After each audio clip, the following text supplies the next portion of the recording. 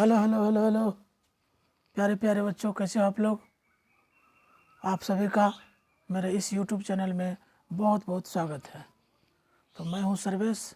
आज मैं आपको पढ़ाने जा रहा हूं 9th क्लास का यूनिट एंड डायमेंशन का फिजिक्स का चैप्टर।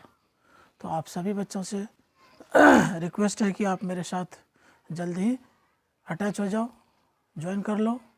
तो मैं करता हूं अपनी पढ़ाई की शुरुआत। उसके बाद बीच बीच में हम लोग करते रहेंगे आपस में जो भी होगी बातचीत हम लोग करते रहेंगे।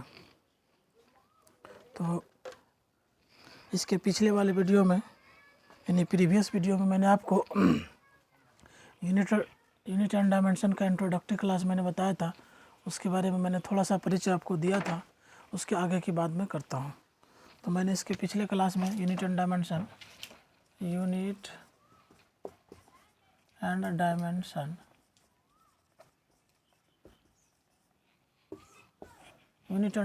के मैंने प्रीवियस वीडियो में मैंने चर्चा किया था कि फिजिकल क्वांटिटी क्या होती है।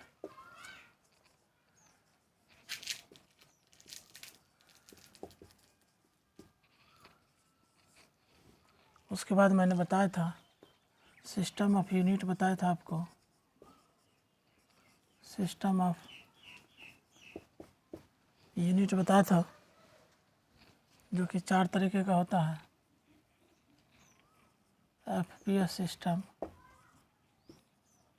CGS सिस्टम,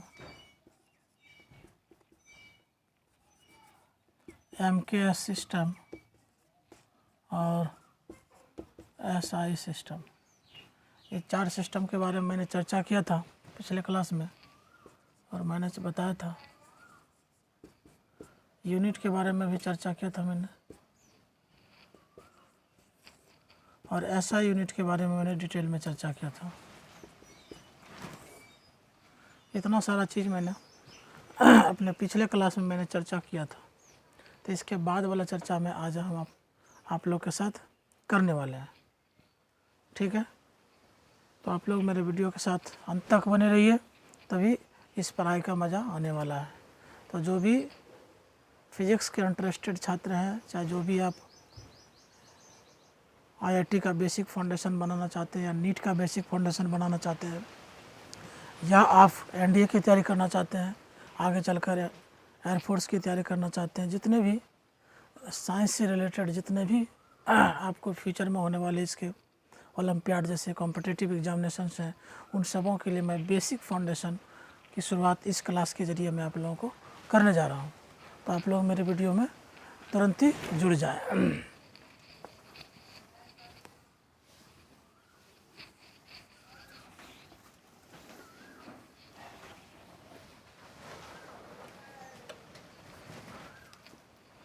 तो मैंने बताया था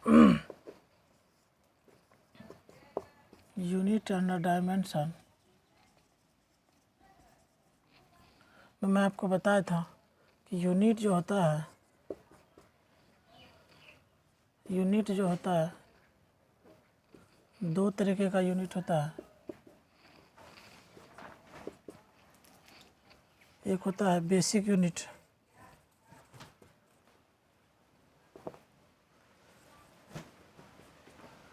और दूसरा होता है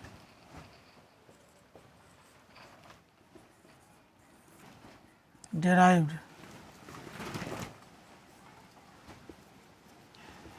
यूनिट होता है। बेसिक को ऐसा यूनिट भी कहा जाता है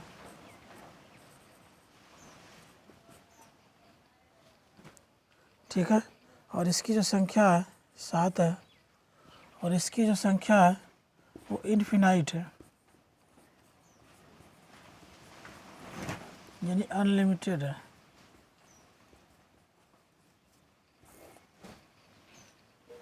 इसका 7 का एग्जांपल मैंने आपको दिया था, मैं दोबारा दे देता हूँ कि जैसे आपको मीटर हो गया, किलोग्राम हो गया, एम्पियर हो गया, केल्विन हो गया, कैंडेला हो गया, मोल हो गया, सेकंड हो गया। ये 7 1 2 3 4 5 6 7 ये 7 जो यूनिट होते हैं उसको बेसिक यूनिट या ऐसा यूनिट के नाम से जाना जाता है। बाकी इसके अलावा बहुत सारा चीज़ें होने, जैसे मीटर हुआ, मीटर पर सेकंड हुआ, मीटर पर सेकंड स्क्वायर हुआ, आपको मीटर स्क्वायर हुआ, मीटर क्यूब हुआ, एटसेट्रा, न्यूटन हुआ। ये सभी जो है डराइव्ड यूनिट के नाम से जाने जाते हैं।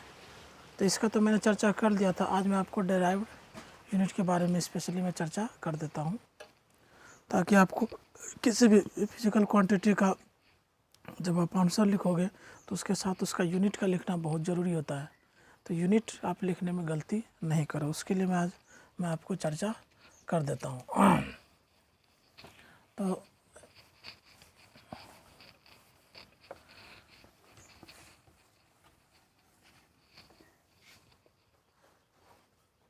तो देखो, ये तो एक तो होता है basic physical quantity,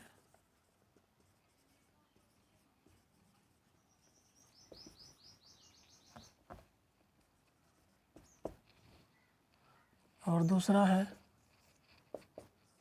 derived physical quantity.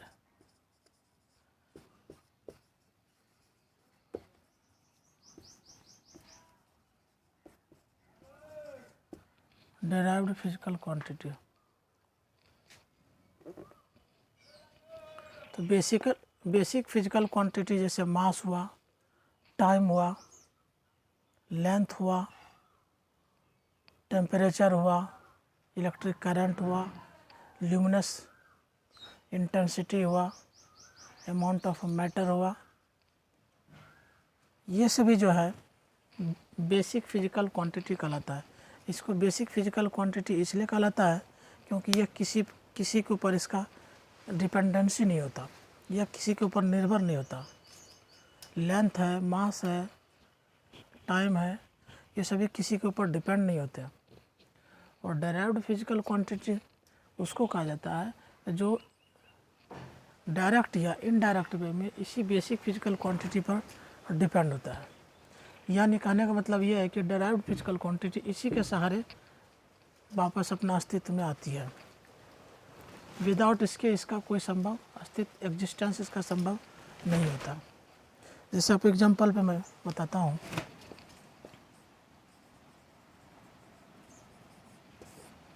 जैसे मैं एरिया लेता हूँ, एरिया बराबर फार्मूला होता है लेंथ इंटू ब्रीड्थ, लेंथ इंटू ब्रीड्थ होता है।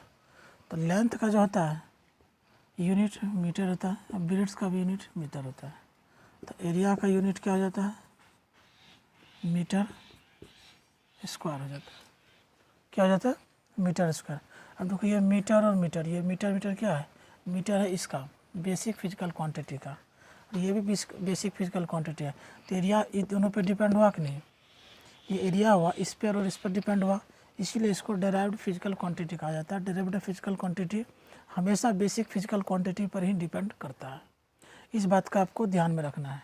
तो बेसिक फिजिकल क्वांटिटी की संख्या लिमिटेड है, 7 है, लेकिन इसकी संख्या बहुत ज़्यादा है, अनलिमिटेड। इसकी कैलकुलेशन आप नहीं कर सकते, बहुत ज़्यादा होता है, बहुत ज़्यादा मात्रा में होता है। मैं दूसरा एग्जांपल लेता हूँ, जैसे वॉल्यूम है।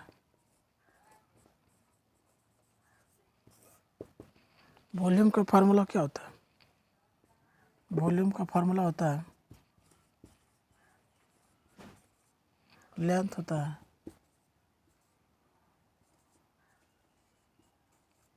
विड्थ होता है और हाइट होता है।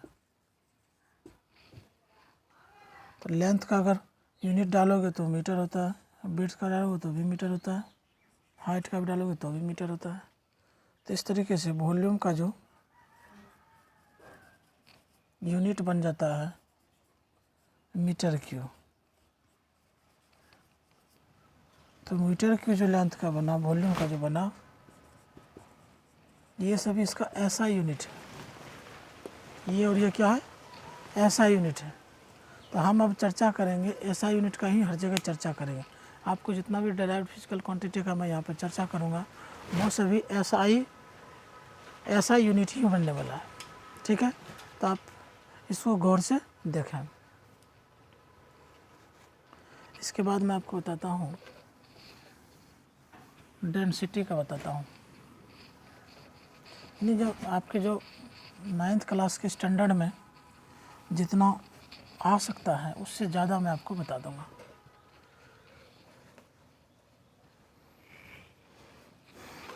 जैसे देखो वॉल्यूम का, सॉरी वॉल्यूम का हो गया, अब देखो डेंसिटी का।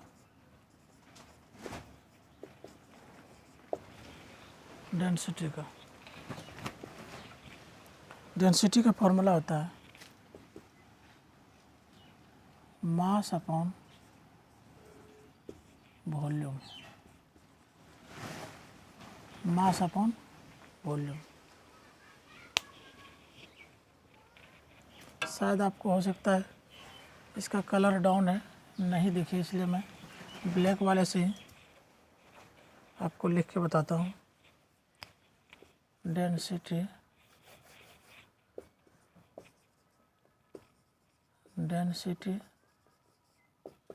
बराबर होता है मास अपॉन वॉल्यूम।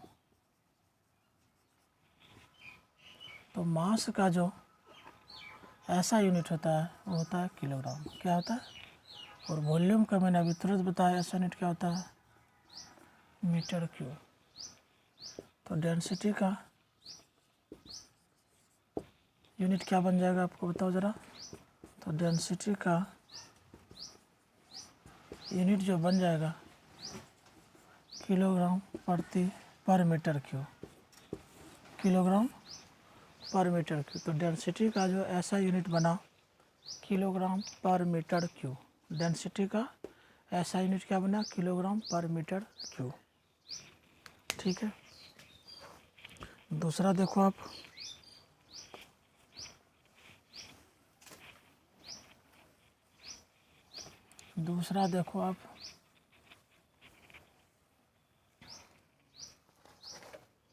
अब मैं आपको बता रहा हूँ।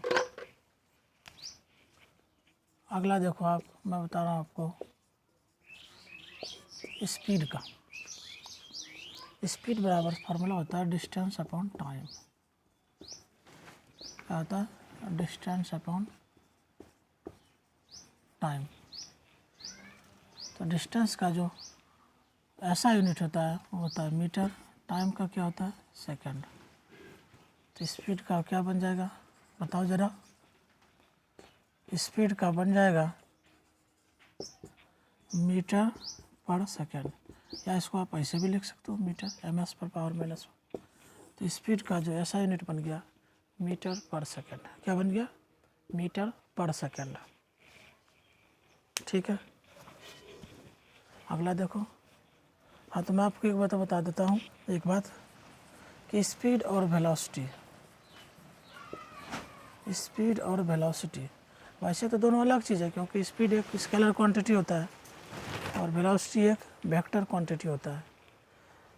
तो पर अगर डिस्टेंस और मात्रा यूनिट वाइज अगर आप देखो तो यूनिट दोनों का सेम होता है, क्योंकि वेलोसिटी बराबर फार्मूला होता है डिस्प्लेसमेंट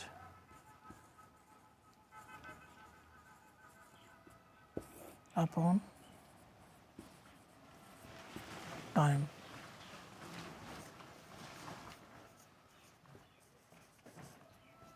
तो डिस्प्लेसमेंट का होता है ऐसा यूनिट मीटर, टाइम का होता है सेकंड।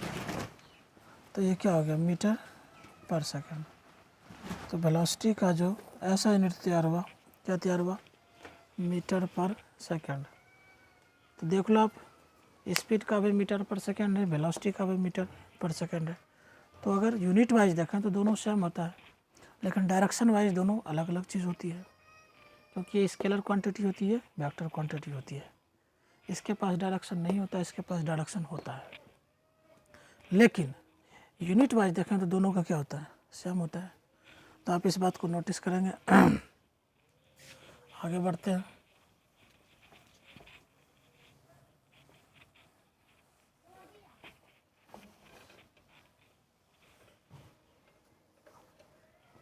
आगे बढ़ो। उसके बाद आप चलो एक्सेलरेशन की तरफ।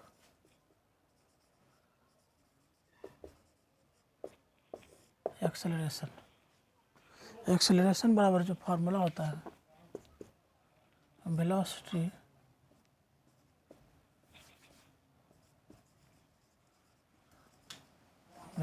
अपॉन टाइम होता है। एक्सेलरेशन बराबर क्या होता है? वेलोसिटी अपॉन टाइम होता है।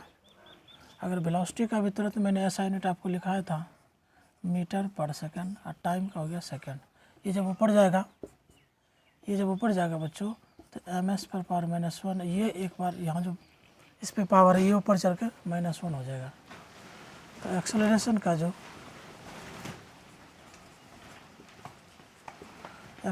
का जो ऐसा यूनिट बनकर तैयार होगा ms पर पावर -2 यानी मीटर पर सेकंड स्क्वायर क्या हो जाएगा? एक्सेलरेशन का मीटर पर सेकंड स्क्वायर हो जाएगा इसका ऐसा यूनिट। ठीक है, गॉट इट यहाँ तक आपने? ठीक है आपका। अब आप अगला देखो फोर्स का। फोर्स बराबर फार्मूला होता है मास इंटू एक्सेलरेशन। फोर्स बराबर फार्मूला क्या होता है? Mass into acceleration. मास का होता है ऐसा यूनिट किलोग्राम और एक्सेलरेशन का होता है मीटर पर सेकंड स्क्वायर। क्या होता है? मीटर पर सेकंड स्क्वायर। तो ये कितना हो जाएगा? किलोग्राम मीटर पर सेकंड स्क्वायर। यानी फोर्स का जो ऐसा यूनिट तैयार हुआ किलोग्राम मीटर पर सेकंड स्क्वायर। इसी फोर्स को, चूँकि इसके बारे में न्यूटन साहब का बहुत ज़्यादा कंट्रीब्यूशन है इस फोर्स से रिलेटेड, इसीलिए फोर्स के ऐसा यूनिट को एज ए न्यूटन को सम्मानित करने के लिए, ऑनर देने के लिए इसके ऐसा यूनिट को न्यूटन कहा जाता है। क्या कहा जाता है? इसके ऐसा यूनिट को न्यूटन कहा जाता है। फोर्स के ऐसा यूनिट को न्यूटन कहा जाता है। ठीक है, आगे बढ़ते आगे। आप मेरे वीडियो के साथ अंत तक बने रहें तब आपको इसका फ़ायदा देखने को मिलेगा। ठीक है, तो मैं जितनी भी बेसिक चीज़ें हैं वो सब मैं बताऊंगा आपको अपने इस चैनल के माध्यम से। तो अब आ जाओ प्रेशर पर बात करते हैं।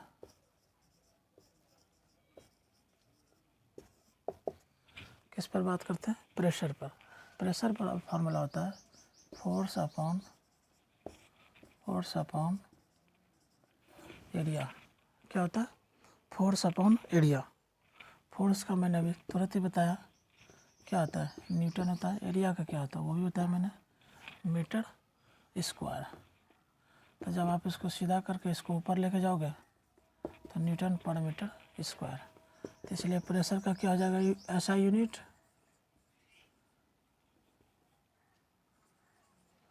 प्रेशर का ऐसा यूनिट हो जाएगा न्यूटन पर मीटर स्क्वायर। अब प्रेशर से रिलेटेड बहुत सारा जो कंट्रीब्यूशन है पास्कल साहब का है। किनका है? पास्कल साहब का प्रेशर पर बहुत ज़्यादा कंट्रीब्यूशन दिया हुआ है, इसीलिए इनके ऑनर में इस न्यूटन पर मीटर स्क्वायर को पास्कल के नाम से भी जाना जाता है।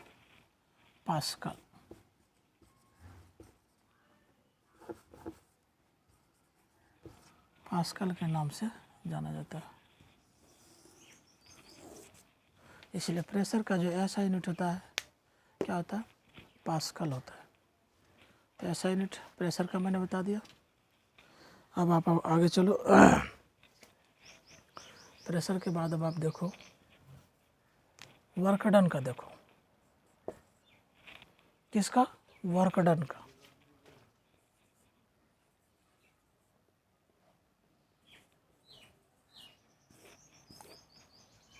वर्क डन बराबर फार्मूला होता है force into distance.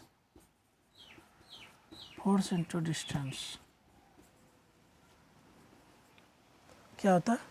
Force into distance. तो फोर्स का जो ऐसा यूनिट होता है न्यूटन और डिस्टेंस का होता है मीटर। तो इसका क्या आ जाएगा? Newton metre. चूँकि वर्क डन में जूल साहब का बहुत ज़्यादा इसमें कंट्रीब्यूशन है, इसलिए उनके ऑनर में वर्क डन को यानी न्यूटन मीटर को जूल भी कहा जाता है। क्या कहा जाता है इसको? इसके ऐसे यूनिट को जूल कहा जाता है। इसके ऐसा यूनिट को क्या बोला जाता है? जूल कहा जाता है। ठीक है, तो ये चीज़ आपको दिमाग में रहेगी।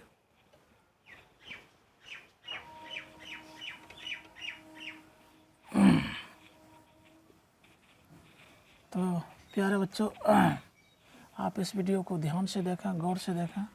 आपको जितना भी बेसिक चीज़ है वो सभी चीज़ें मैं कॉन्सेप्ट वाइज में आपको क्लियर कर दूंगा, पूरी तरीके से खंड बाय खंड, स्टेप बाय स्टेप में, टुकड़ों में आपको समझा दूंगा। तो वर्क डन हो गया। इसी तरह से अगर आप एनर्जी तो वैसे कई तरह का होता है, एनर्जी वैसे कई तरह का होता है, लेकिन सभी एनर्जी चाहे केमिकल हो, फिजिकल हो, मैकेनिकल हो, या आपका काइनेटिक हो, पोटेंशियल हो, कोई भी तरीके का एनर्जी हो, सब तरीके के एनर्जी का जो ऐसा यूनिट होता है वही न्यूटन मीटर या जूल होता है। All types of energy.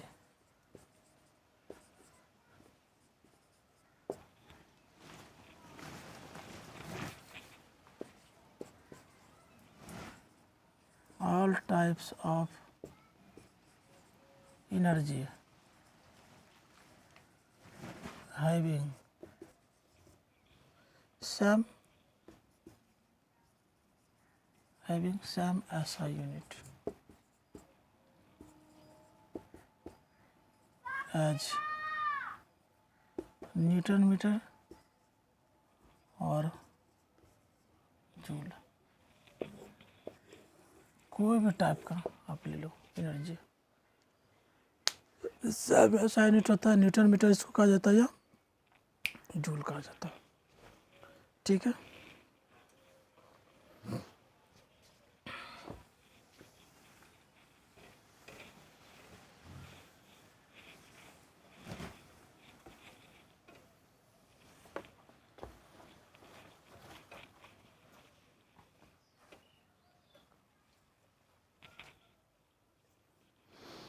कुछ और भी दिखा देता हूँ, जो बता देता हूँ जो आपको शायद काम में आ सकता है। जैसे कि देख लो, सरफेस टेंशन है,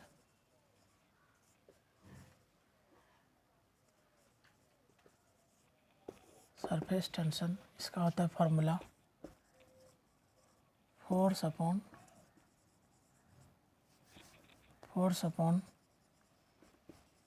लेंथ होता है। फोर्स अपॉन लेंथ होता है। फोर्स का ऐसा न्यूटन, लेंथ का होता है मीटर। तो इस जगह न्यूटन प्रति मीटर इसका होता है सरफेस टेंशन का। तो मैंने आपको बता दिया,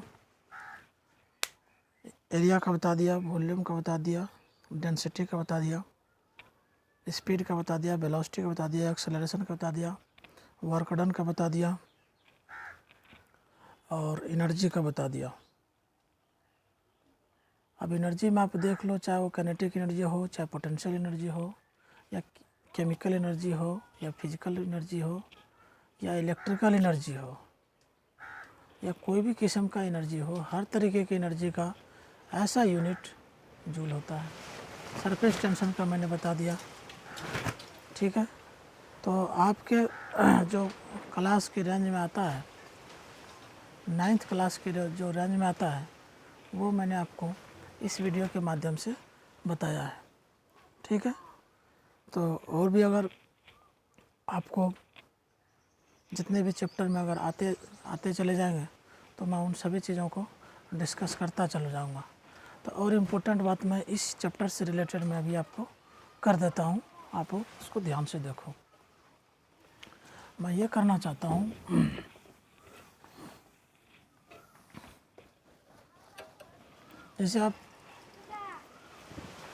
जैसे कोई बंदा, अगर कोई फोर्स है,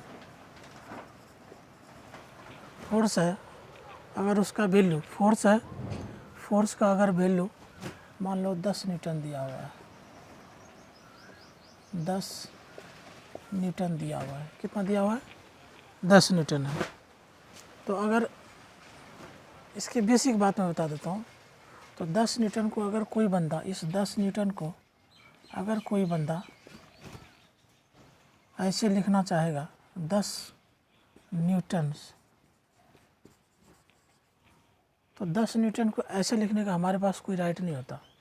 इसको फिजिक्स में गलत माना जाता है, रॉन्ग माना जाता है। या कोई बंदा अगर ऐसे लिखना चाहेगा 10 न्यूटन्स, इसको प्लूरल बना के लिखना चाहेगा, तो उसे भी फिजिक्स की लैंग्वेज में इसको रॉन्ग माना जाता है। या कोई बंदा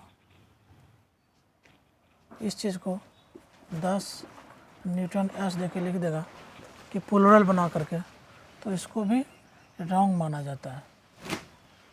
तो इसका सही तरीका क्या है? ये तीनों ही तरीका, न्यूटन का लिखने का ये तीनों ही तरीका रॉन्ग तरीका है। या तो आप अगर न्यूटन को फुल लैंग्वेज में लिखना है, फुल लैंग्वेज में अगर आप न्यूटन को लिखना है, फुल फॉर्म में न्यूटन को लिखना है, तो आपको इसको ऐसे 10 छोटी स्मॉल लेटर से लिखना पड़ेगा, 10 न्यूटन। और अब प्लूरल कभी भी नहीं लेता। कोई भी ऐसा यूनिट अपने वैल्यू का कभी प्लूरल नेम नहीं लेता है। इसलिए अगर आपको लिखना है तो भी आपको ऐसे ही लिखना पड़ेगा। इसमें एस हम नहीं लगाएंगे, एस हम किसी भी सूरत में नहीं लगाएंगे। अगर नहीं लिखना है तो आप सिंपल 10 न्यूटन लिख दो, यही सही होगा। और अगर आपको फुल फॉर्म लिखना है, नाम अगर लिखना है जैसे साइंटिस्ट का, तो आपको कैपिटल लेटर से उसकी शुरुआत करनी पड़ेगी। और ऐसा यूनिट कभी भी प्लूरल वैल्यू नहीं लेता है। इस बात का आपको ध्यान में अच्छे तरीके से रखना है, ठीक है। तो ये था जो मैंने आपको इस चैप्टर से रिलेटेड, ऐसा यूनिट से रिलेटेड जो मैंने आपको चर्चा किया। फिर मैं आपको एक दोबारा इस चीज़ को आपके सामने में एक नटसेल की तरह रिवीजन में करा देता हूँ पूरे टॉपिक्स का, इस पूरे चैप्टर का, जो आपके दिमाग में भली भांति बैठा हुआ रहेगा। तो मैंने जो चैप्टर है unit and dimension,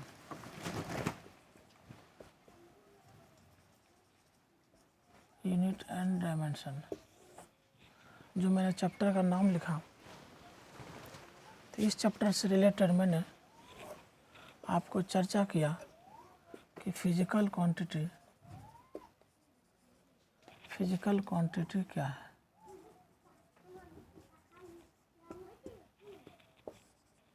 physical types of physical quantity, types of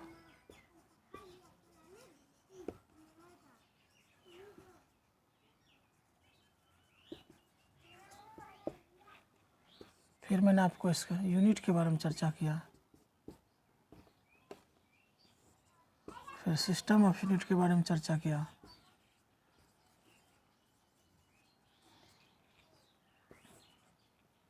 फिर मैंने ऐसा यूनिट के बारे में स्पेशल रूप से चर्चा किया,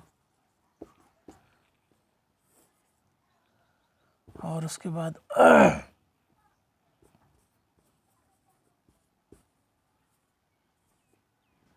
डिराइव्ड ऐसा यूनिट, इसकी मैंने चर्चा की, जब तुरंत ही चर्चा किया। और यूनिट को लिखने का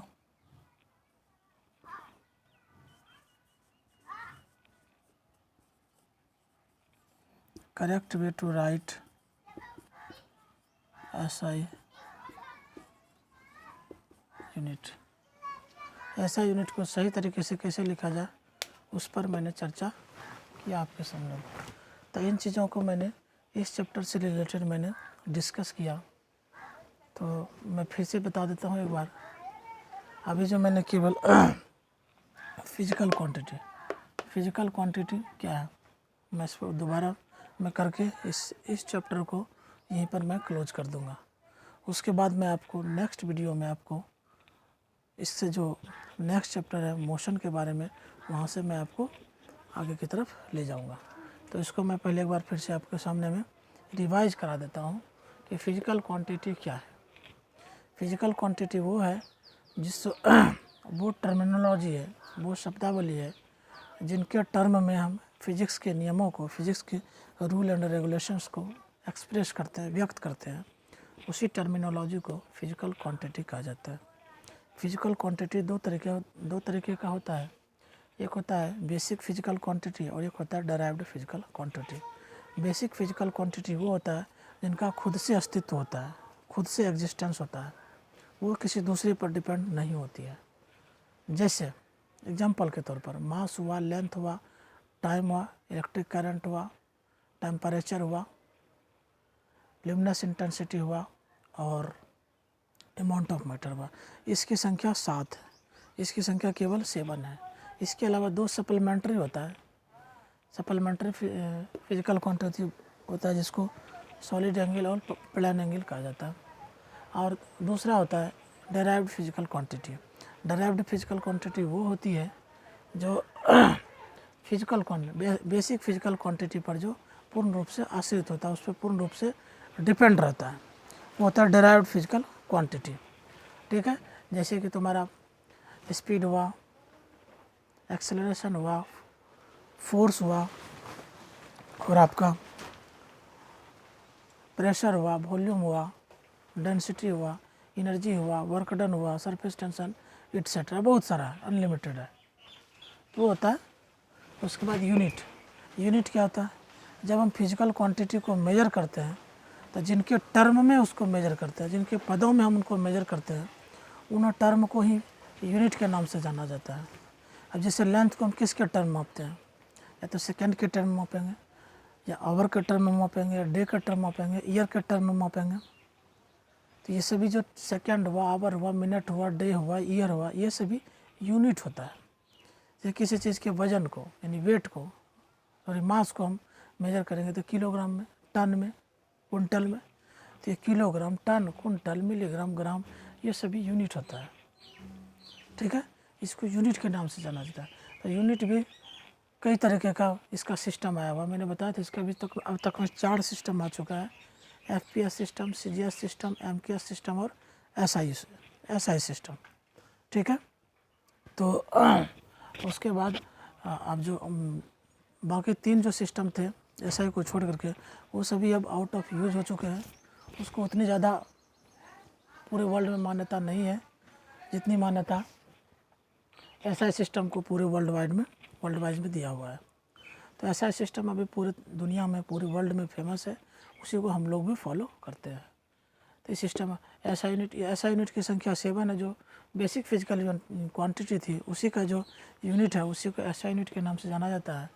इसमें तुम्हारा लेंथ का होता है मीटर, मास का होता है किलोग्राम, और टाइम का होता है सेकंड, करंट का होता है एम्पियर, टेम्परेचर का होता है केल्विन, ल्यूमिनस इंटेंसिटी का होता है कैंडला, अमाउंट ऑफ मैटर का होता है मोल।